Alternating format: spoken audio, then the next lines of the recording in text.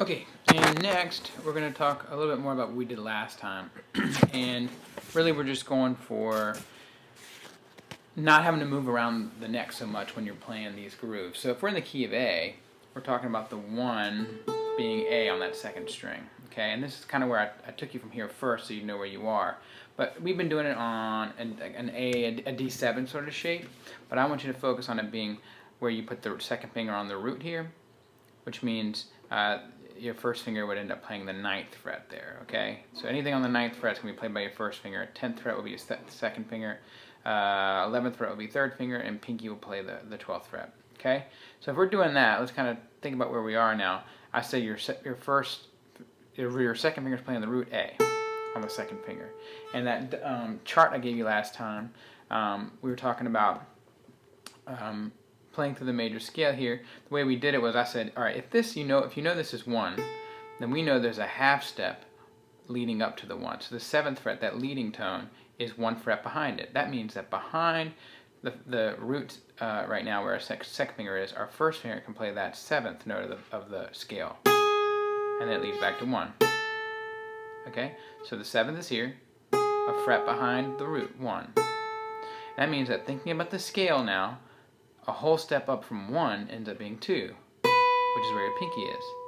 So just by knowing that the root is here, second finger right here is playing the root, we know that behind it is a half step, 7th, and above it is a whole step, 2nd note of the scale. Okay? First, 2nd, first, 2nd, whole step, just like you're playing the scale. And then you go through the scale, and the note behind the first fret is a half step behind it, the 7th. Okay? That is what we know about the second string. Let's go a little further. Let's talk about the first string with this in mind. If this is the root, that means on the first string we got a couple things we already know. First finger actually is playing the major third, which makes sense. We're playing in the major scale, so that's our third there. So talking about the 1, 2, 3, 4, 5, 6, 7 notes of the scale, we've now got root on the second string. We played the second, and the next note in the scale is actually where our first finger is on the 9th fret of that string. Okay? So root, second, third. Okay? Just now that we know that's the third, let's talk about what happens after the third. In the scale, we've got a whole half. So there's a half step here to make the 4th. So we got third, 4th, and from 4 to 5 is a whole step. Okay, so on that string, because we know where the root is on the second string, we now know this is the 3rd note in the scale, this is the 4th note in the scale, and this is the 5th note in the scale. It has to be first finger, second finger, pinky. So let's go back. Let's go back to our second finger root. We have the root. The whole step above that is our pinky. We're going to play the 2nd note of the scale. Then we're going to go to the next string. First finger plays the 3rd. Second finger plays the 4th. And pinky plays the 5th. Okay? See, it just got really dark in here. The clouds came by. Sorry. So you have the root, 2nd, 3rd, 4th, 5th. That's it. Let's go up. 1, 2, 3, 4, 5, and back down. 5, 4, 3, 2, 1. Sounds like the scale. Okay? Let's go backwards. So this is the root, and we said this was the 7th. Okay, so we got to go down from there.